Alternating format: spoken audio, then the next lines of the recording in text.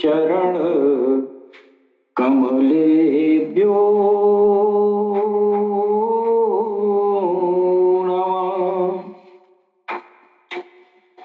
ॐ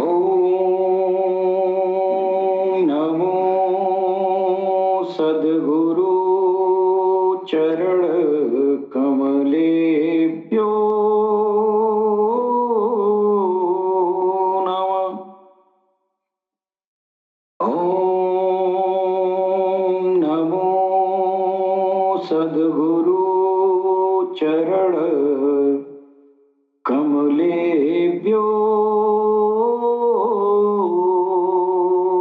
नमः। ॐ श्री काल्की वैष्णवे नमः। ॐ श्री काल्की वैष्णवे नमः। ॐ श्री काल्की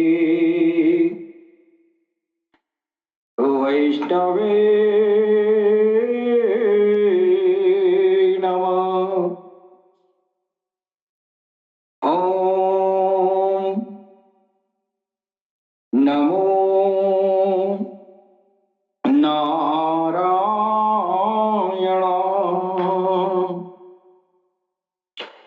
ॐ नमो नारायण।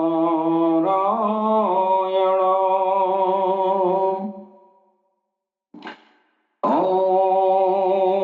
नमो नारायण।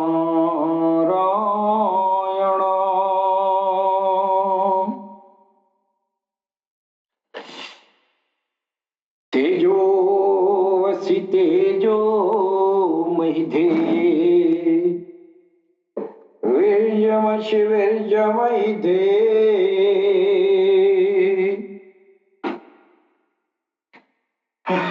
बलमसि बलं महिधे ओजोऽसि ओजो महिधे अशिये मुशरदा शतम् जीवे मुशरदा शतम्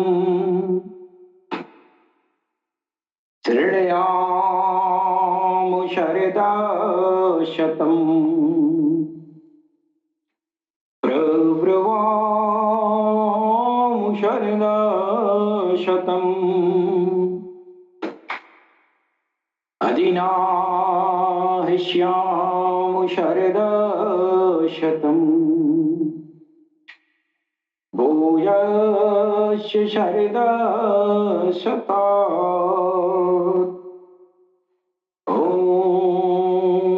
शं नो मित्रसंवरुणः शं नो भवत्वर्यमा शं नो इन्द्रो बृहस्पतिः शं नो विष्णु रुक्रमः। ॐ शान्ति शान्ति शान्ति। ॐ पूर्णमद पूर्णमिदं पूर्णात् पूर्णमुदच्यते पूर्णस्य पूर्णमादाय पूर्णमेवावशिष्यते।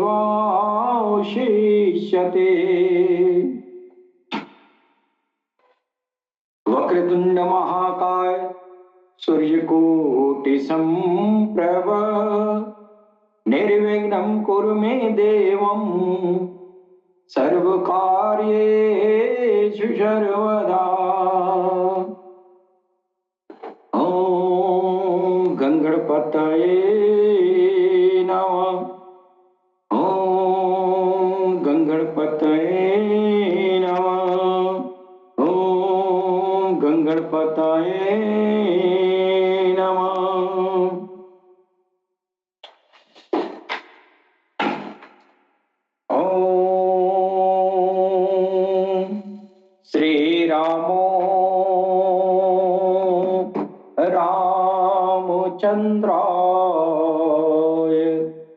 शाश्वत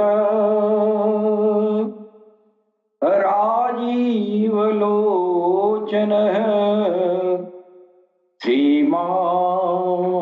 श्रीमान् राजेन्द्रो रघुपुङ्गव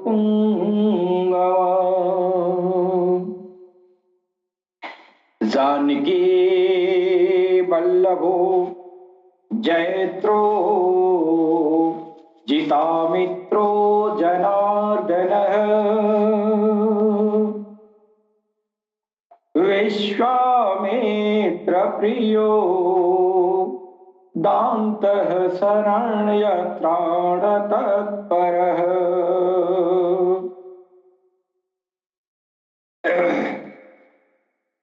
बालिप्रमथनो वाग्मी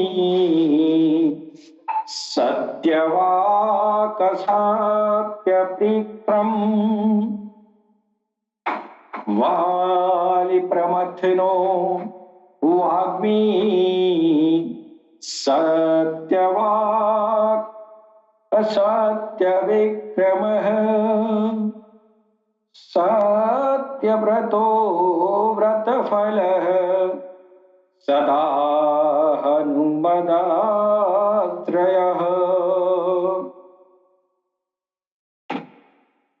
कौसल्ये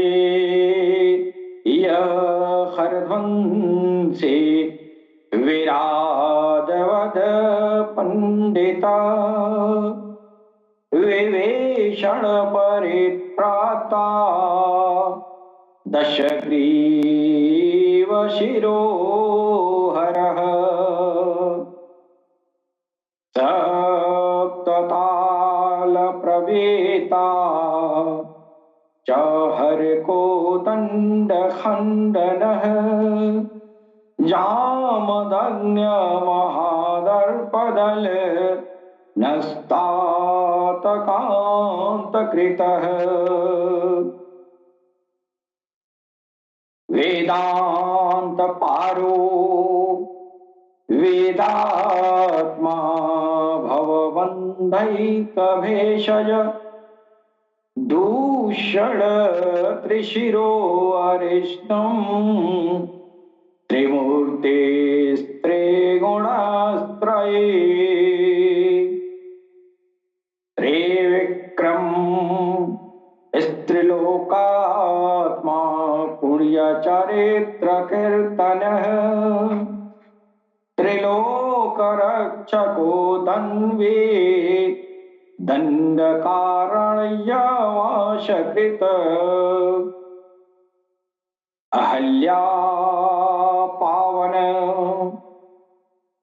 अहल्या पावनश्चैव पितृभक्तो वरप्रदः जितेन्द्रियो जितक्रोधो जितलोभो जगत गुरु ऋक्ष वानर संघाते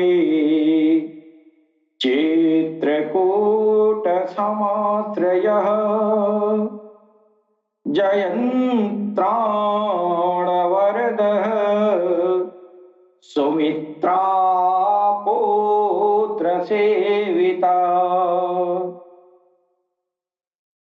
सर्वदेवी सर्वदेवाधिदेवश्च मृतवानरजीवनः माया मारीच हन्ता च महाभागो महाभुजः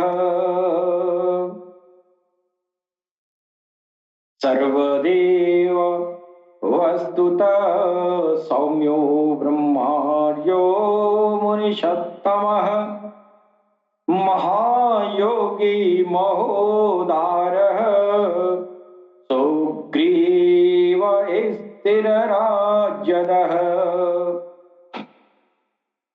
सर्व पुण्याधिकफलः समृत सर्वाधनाशनः पुरुषो महापुरुषः परमः पुरोस्तथा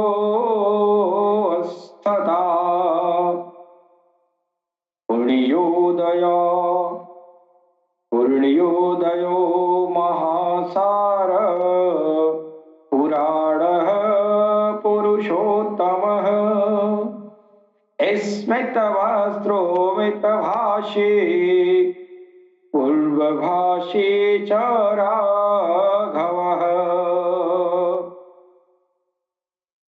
अनंत गुण गंभीरो धीरोदात्त गुणोत्तरः माया मानुष चरित्रो महादेव पूजितः सेतु कुकृजित वारिश सर्वतीर्थमयो हरिः श्यामांग सुंदर सुर पीतवासा धनुर्धरः सर्वयज्ञाधिपो यज्ञो जरामरणवर्जितः शिवलिंग प्रतिष्ठाता सर्वाद्यगणवर्जितः परमात्मा परम ब्रह्म सच्चिदानंद विग्रह परम ज्योतिः परम धाम पराकाश पराशर परेशः पारः सर्वभूतात्मकः शिवः इति श्रीरामचन्द्रस्य नाम्ना मष्टोत्तरं शतम् गुह्यादगुह्यत्तरम् देवी तव स्नेहात् प्रकीर्तितम् रामाय रामभद्राय रामचन्द्राय वेधसे रामाय रामभद्राय रामचन्द्राय वेधसे रघुनाथाय नाथाय सीताय पतये नमः।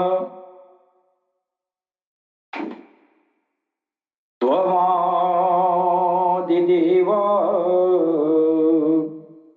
पुरुषः पुराण त्वमस्य विश्वस्य परं निदानम् वेत्तासि वेद्यं च परं च धाम त्वया ततं विश्वमनन्तरूप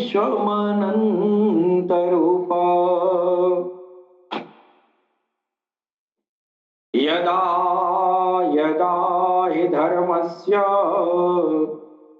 ग्लानिर्भवते भारत अभ्युत्थानं धर्मस्य तदात्मानं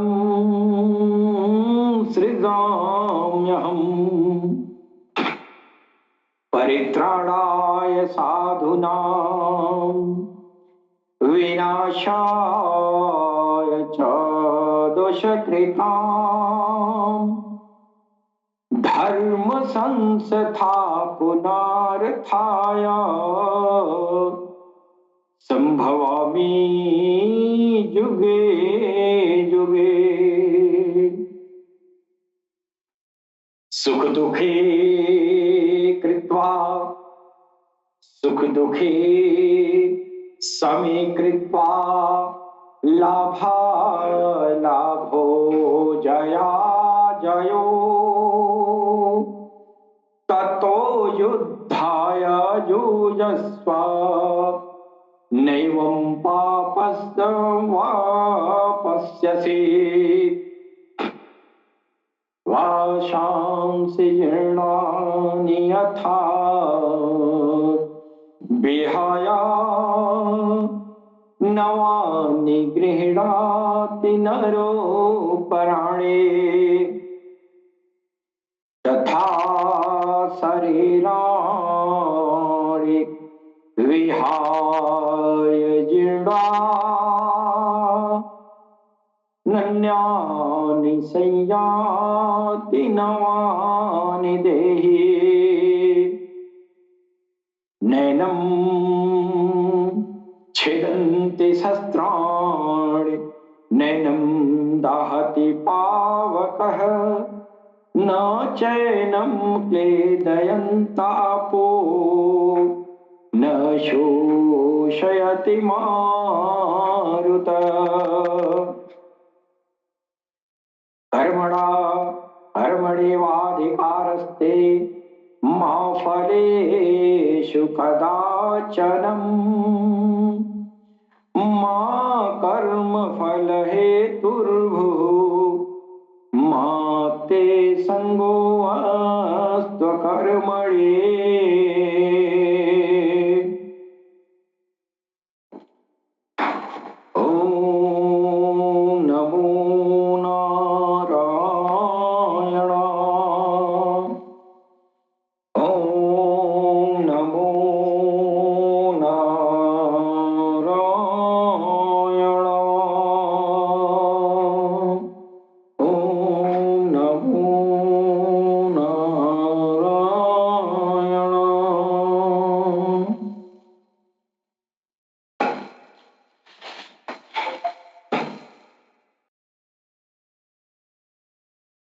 हम अपने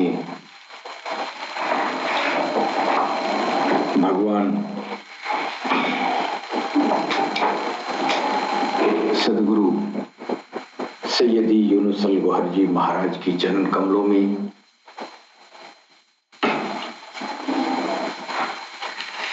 मैं भगवान श्री राम की धरती से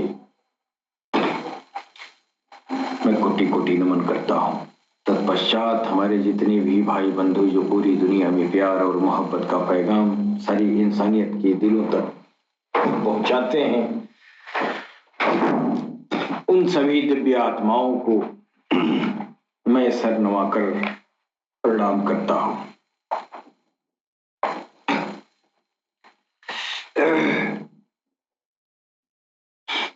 मित्रों, जैसा कि आप जानते हैं कि हम अलरा टीवी के प्लेटफॉर्म से सारी इंसानियत के बीच विभिन्न धर्म समुदायों के बीच असमान विचारधाराओं को एक सूत्र में पिरोने का प्रयास करते हैं और इस मुहिम में हम काफी हद तक सफल भी हैं। सारे धर्मों को एक सूत्र में पिरोने का जो काम है ये इतना आसान चीज नहीं है।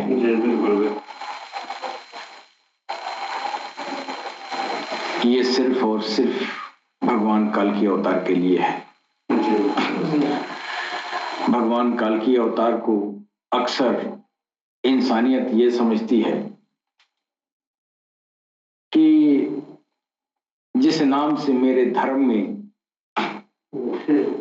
उनका उल्लेख है वो उसी धर्म के पैरोकार होंगे, उसी धर्म को उसी धर्म की स्थापना करेंगे। बाकी किसी का जो है किसी धर्म वाले को वह जो है तरजीह नहीं देंगे और लोगों का मानना है कि काल की अवतार आएंगे तो सनातन के अलावा जो भी दीन धर्म इस दुनिया में व्याप्त है सबका विनाश करेंगे। ये मिथ्या अवधारणा है इंसानियत के बीच। ये अवधारणा इसलिए आया है कि उसको सच्चा अध्यात्म ज्ञान हासिल नहीं हुआ। उसके अंदर भगवान ईश्वर का कोई भी अंश उसके अंदर प्रवेश नहीं पाया है। भगवान का कोई भी गुण धर्म, अंश तो आत्मा है ही है, भगवान का कोई भी गुण धर्म उसके अंदर आया नहीं है। इसलिए वो इस तरह की उलझुल बातें करता है कि कल की अवतार हमारे धर्म में आएंगे और बाकी धर्म वालों को नाश कर देंगे, तलवार लेके चलेंगे, घोड़े पर सवार होंगे, पूरब से पश्चिम की तरफ जाएंगे और सबको काटते मारते चले जाएंगे। तो ऐसा कहने वाले का, ऐसे कहने वाले की बुद्धि कैसी होगी? ये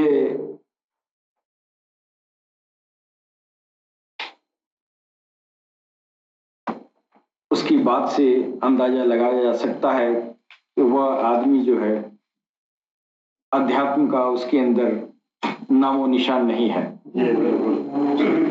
वही ऐसा करेगा। सीधी सी बात है, सीधी सी बात यह है कि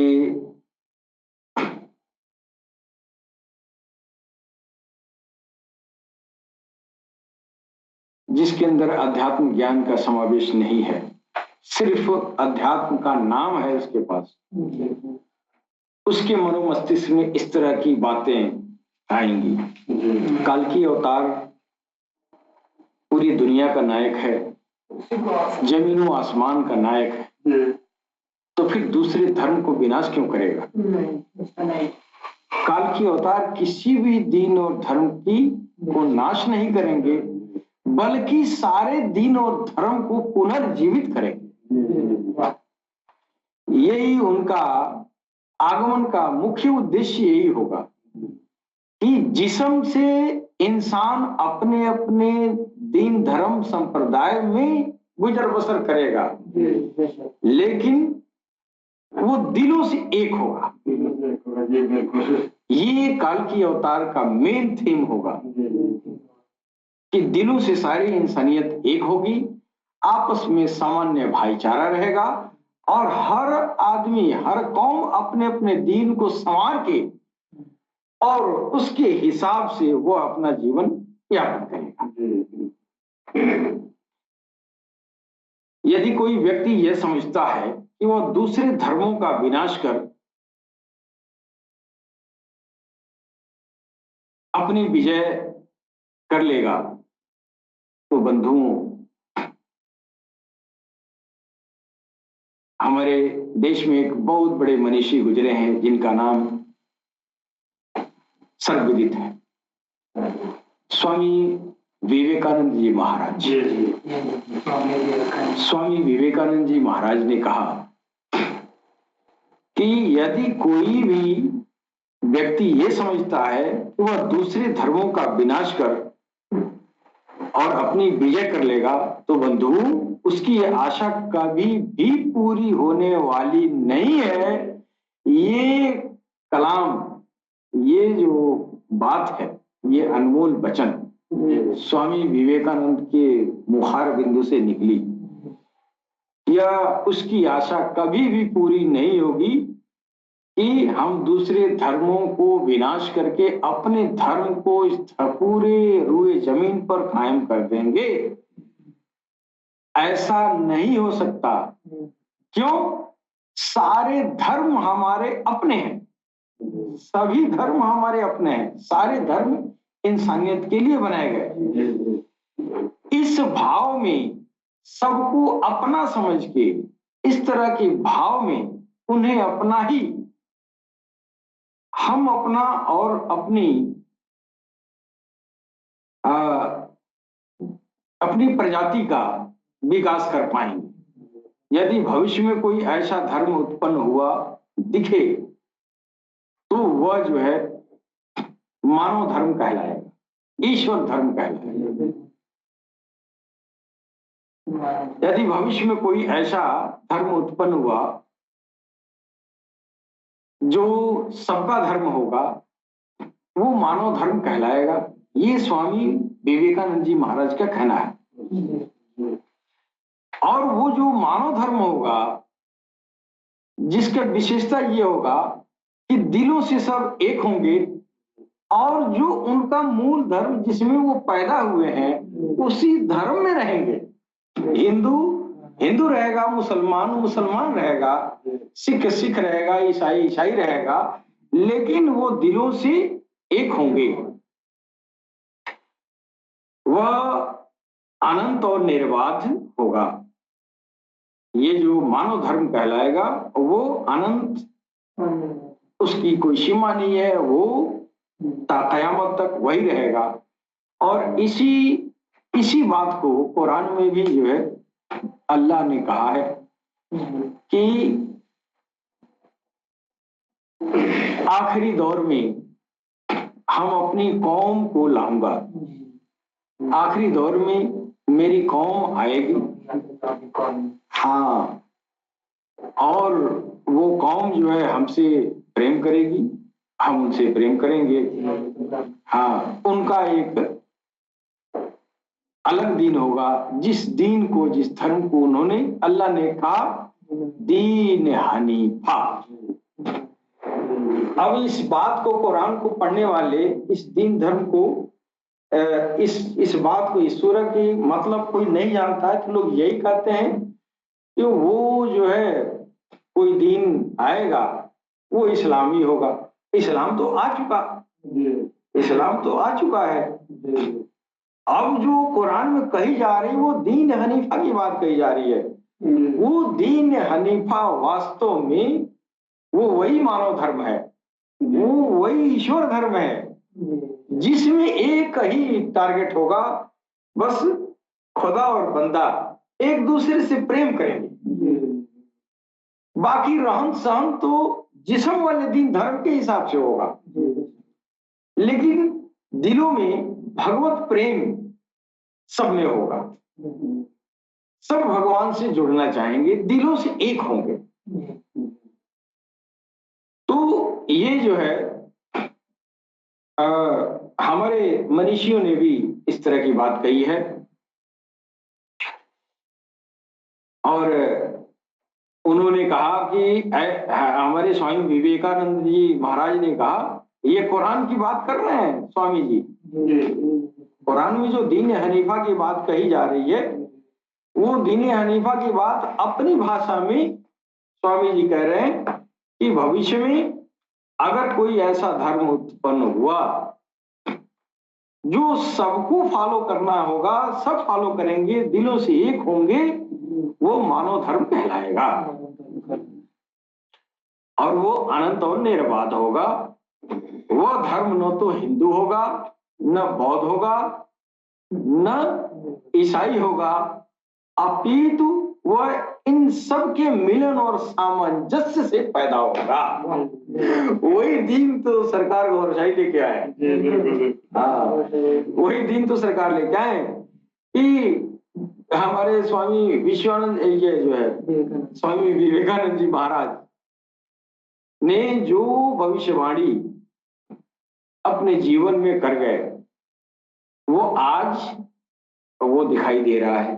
एक ऐसा मनीषी आया जिसका नाम है गौहरशाही, जिसका चेहरा चांद और सूरज, महाशिवलिंगम में आसमान के सारे सैयारों पर ईश्वर के तरफ से दिखा दिया गया है कि कोई इंसान जो है इनकार ना कर सके। अगर आंख है तो जरूर इनकार करेगा, दिल है तो जरूर इनकार करेगा। इसलिए कि ईश्वर की निशानियां उसके दिल और आंख पर निर्भर है। ये आंख तो इंसान को होगा ही, आंख नहीं होगा तो दिल होगा।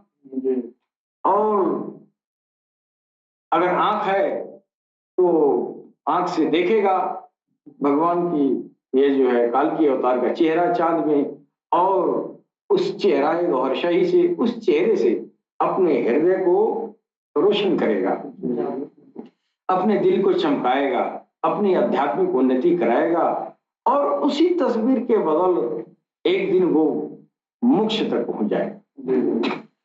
तो ये जो है, जो आखिरी दीन होगा उसको कहा जाएगा दीन हनीफा। और वो जो है दीन हनीफा जो है, सारे दीन धर्मों के लोग उसमें होंगे।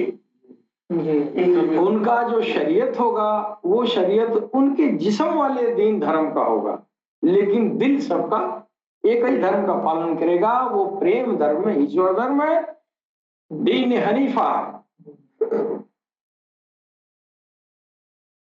वो न बौद्ध होगा, न ईसाई होगा, न हिंदू होगा, और न मुस्लिम होगा। दरअसल जो दीन हनीफा है, वो दीन हनीफा जो कायम होने वाला दीन है, जिसको कुरान में कहा गया कि ये कायम होने वाला दीन है, दीन हनीफा, वो दीन हनीफा वास्तव में वो सनातन के, उसके मूल में सनातनी होगा। कुछ लोगों ने किताबों में लिखा है कि इस काल की अवतार आएंगे, पूरे रुए जमीन पर सनातन धर्म का ये जो है फैला देंगे, स्थापित कर देंगे।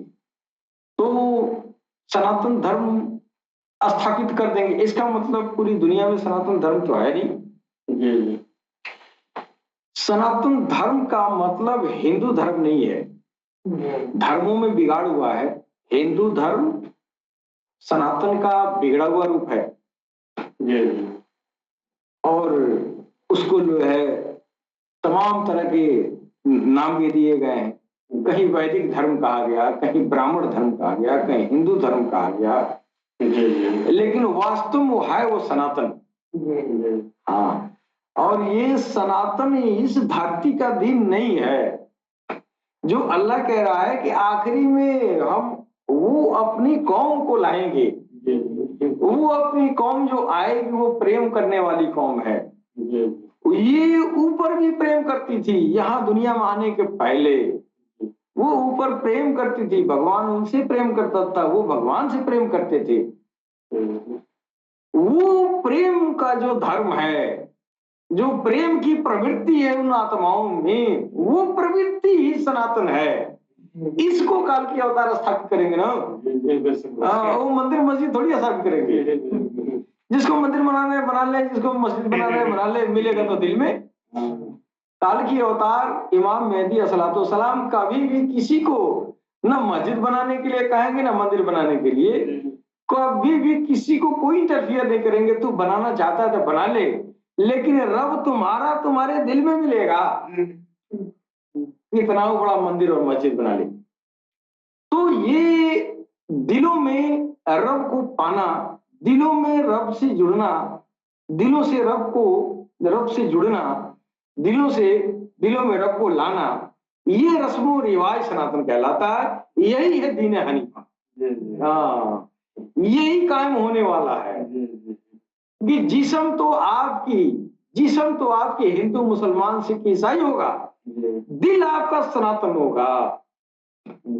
हाँ, हृदय आपका सनातन होगा। इसलिए हृदय वो प्रेम का वो जगह है, वो प्रेम का साधन है।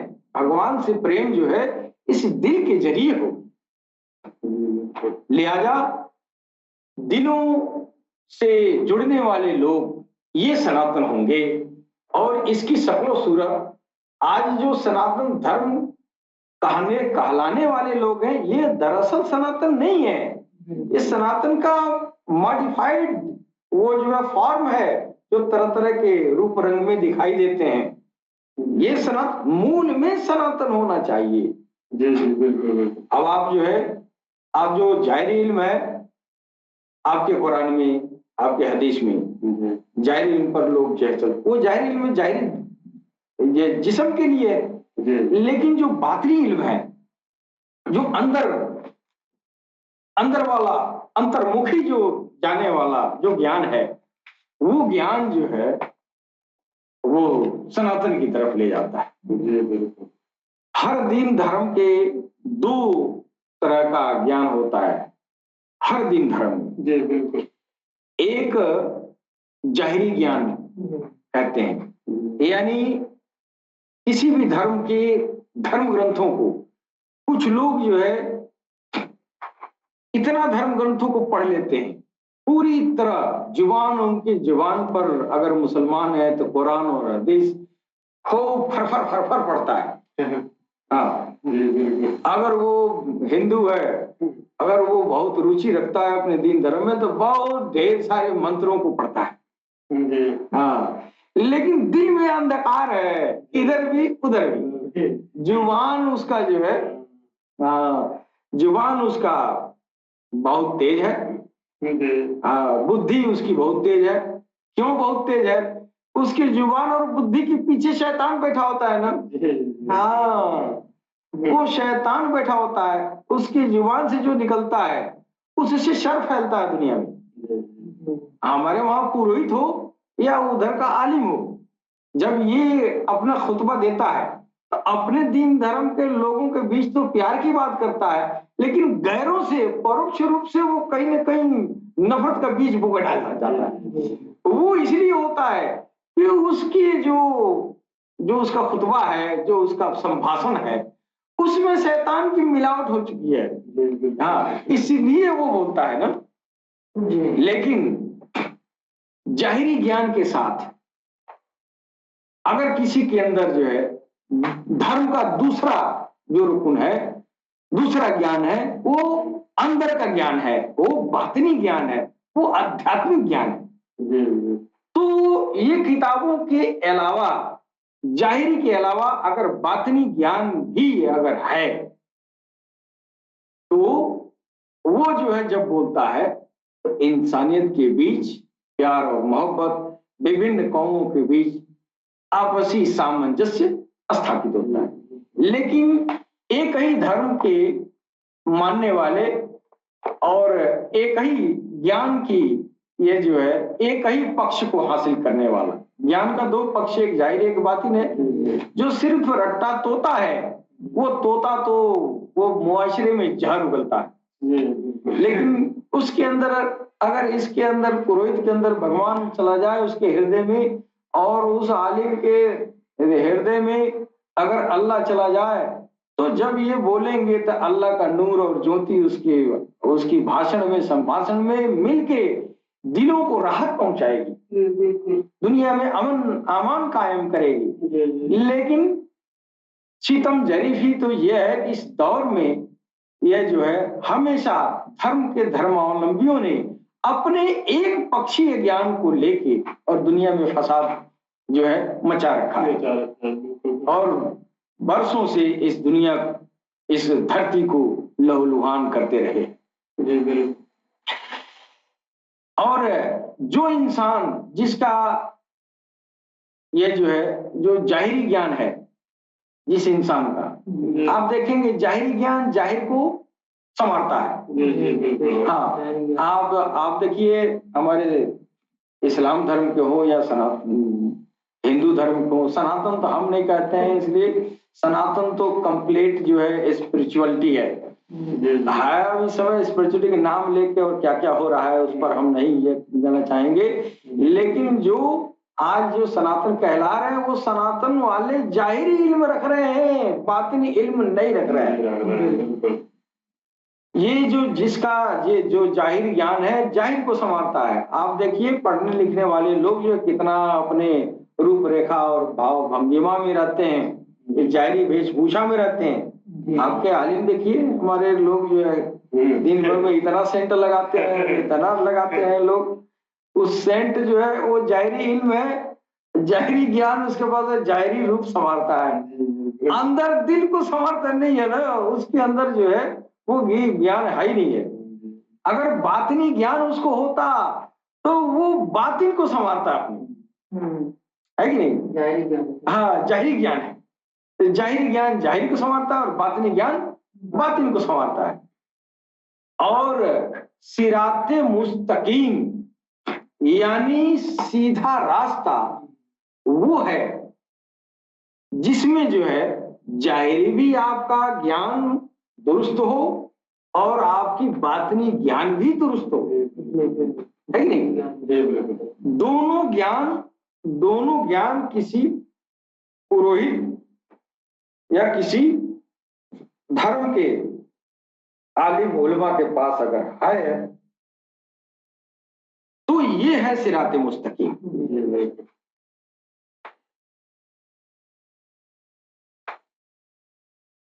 इधर हमारे मुसलमान भाइयों में इसको जो है सिराते मुस्तकीम कहा गया है और हमारे वेदों में इसको सीधा मार्ग कहा गया है। सीधा मार्ग और सिरात, ये इधर जो है सिराते मुस्तकीम, इधर गायत्री मंत्र में यही रोज जो है हिंदू धर्म के पंडा पुजारी रोज पढ़ते हैं, ओम भूर्भुवः स्वः तत्सवितुर्वरेण्यं भर्गो देवस्य धीमहि धियो यो नः प्रचोदयात्। भगवान से रोज मांगते हैं हमको सीधा रास्ता दिखाए, हे परमात्मा हमको सीधा रास्ता दिखाओ, है कि नहीं? और सीधा रास्ता जाता है तो उसका जो है जो जाहिरी ज्ञान है ना वो पकड़ने नहीं देता है। ये सीधा रास्ता पकड़ लोगे तो मांगोगे कौन? इसको मांगते रहो, पकड़ो नहीं। सीधा रास्ता पकड़ो नहीं, बस मांगते रहो। शैतान तो यही चाहता है।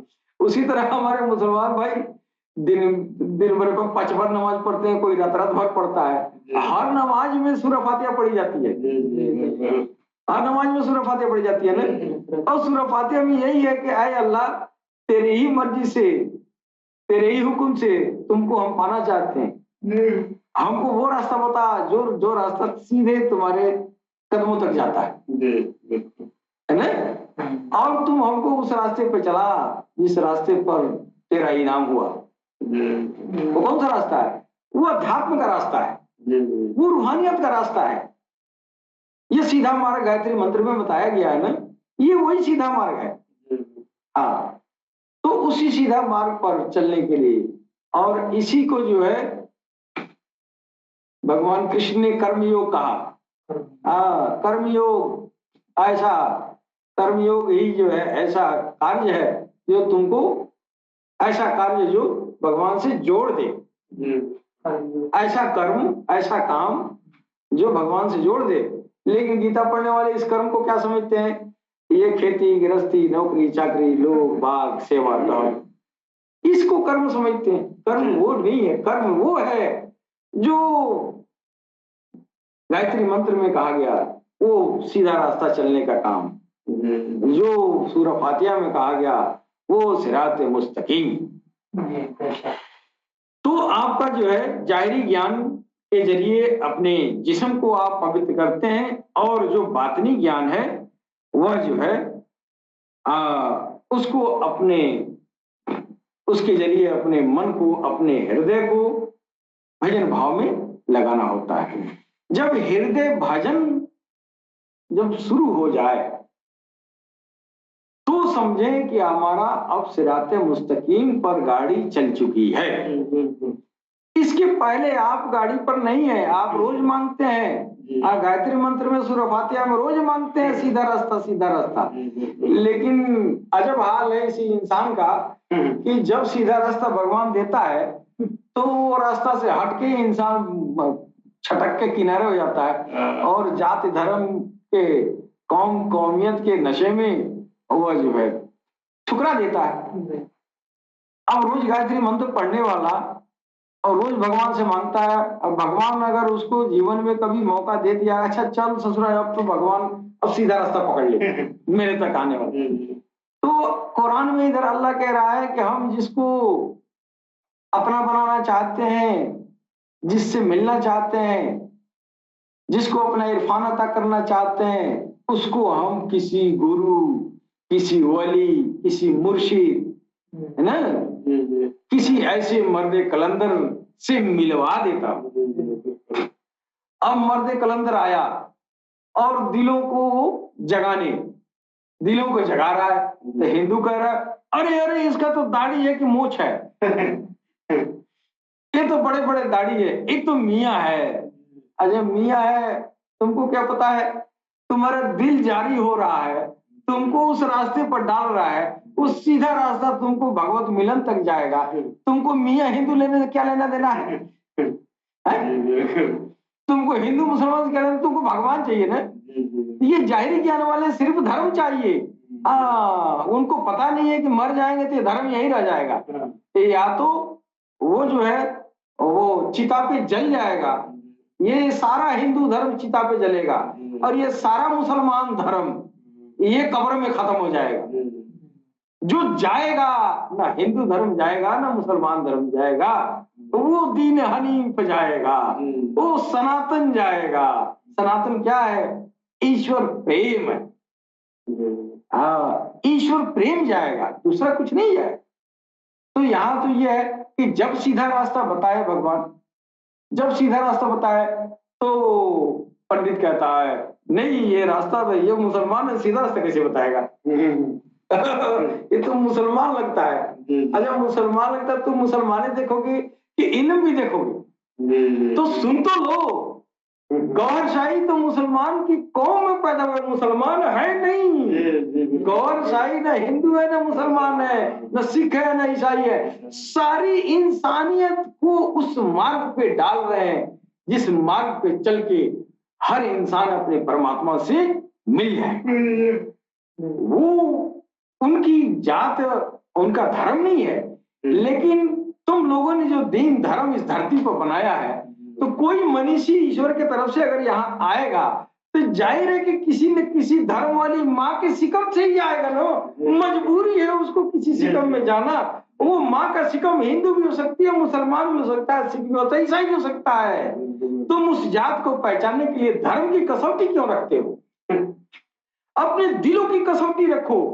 दिल जो है मुसलमान के पास होता है, और दिल हिंदू के पास भी होता है, दिल सिख के पास भी होता है, ईसाई के पास भी होता है। ये दिल ऐसा चीज है, ये सबके पास है ना, ये सबके पास है।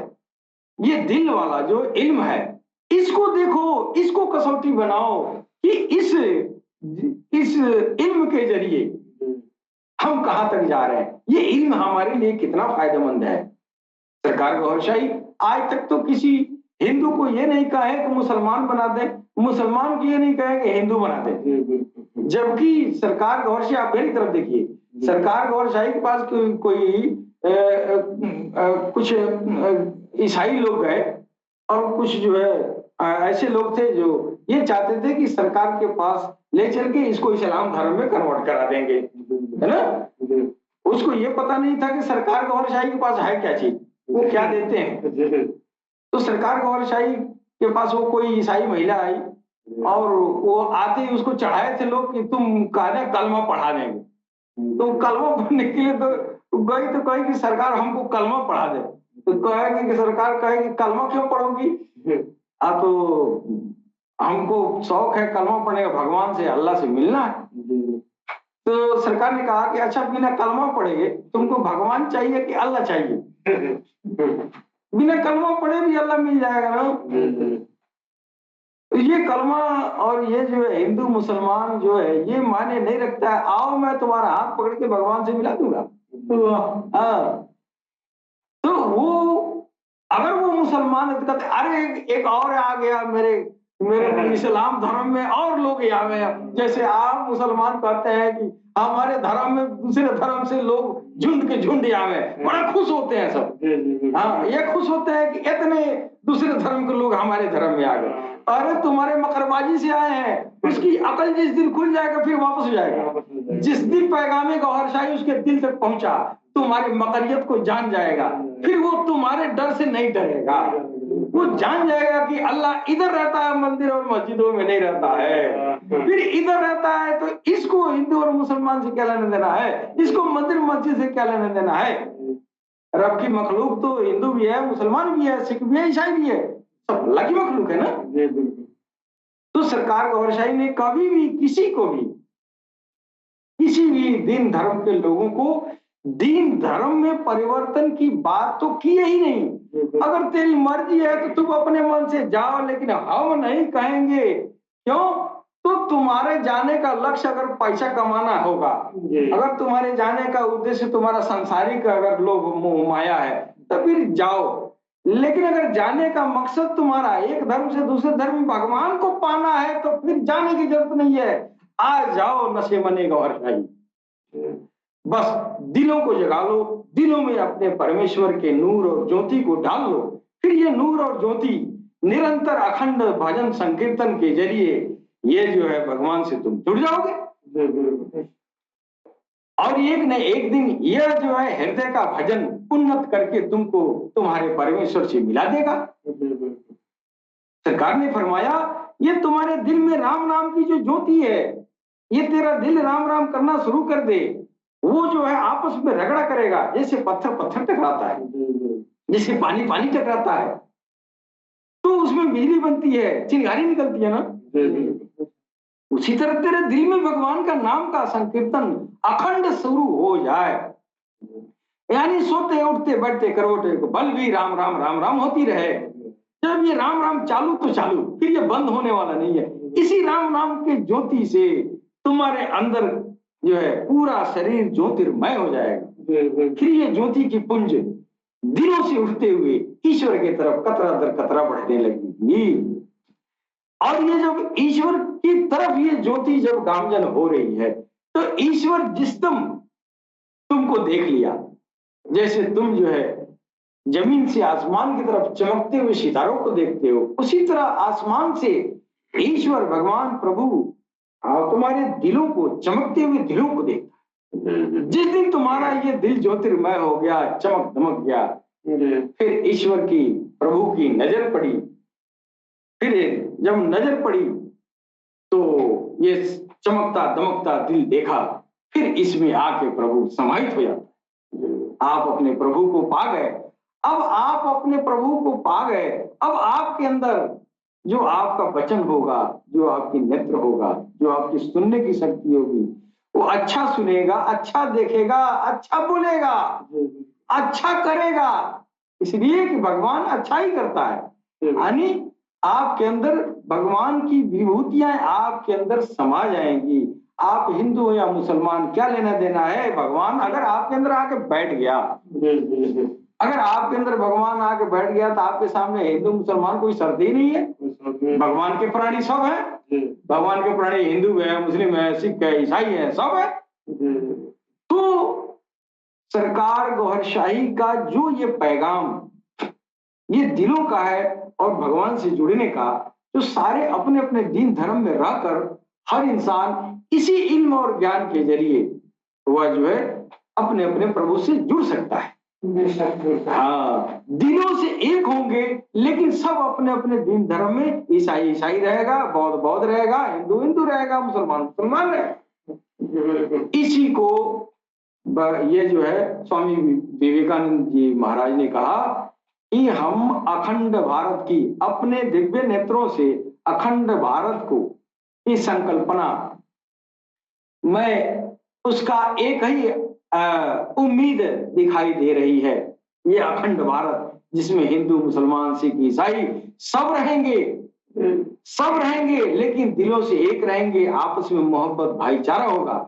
लेकिन इसको कायम करने वाला वैदिक बुद्धि और इस्लामी शरीर वाला होगा।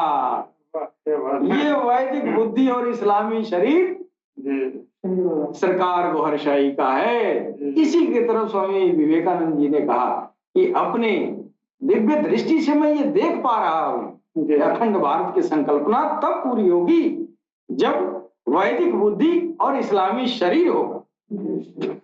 अब ये वैदिक बुद्धि कैसे है?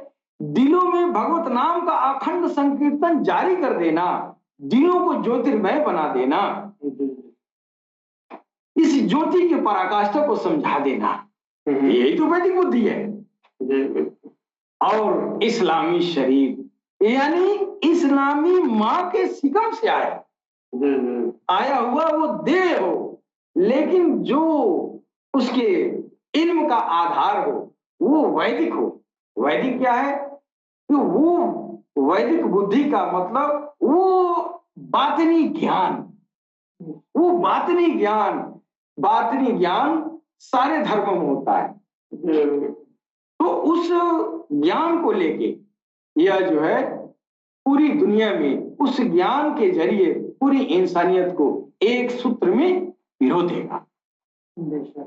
और यही जो है वैदिक बुद्धि है, जो स्वामी विवेकानंद ने कहा कि इस मानव धर्म, ईश्वर धर्म और वो दीन हनीफ अर्थात सनातन, वो जो है जो लेके आएगा उसका वो जो है बुद्धि वैदिक होगी और जिस्म इस्लामी, वही होगा काल की अवतार।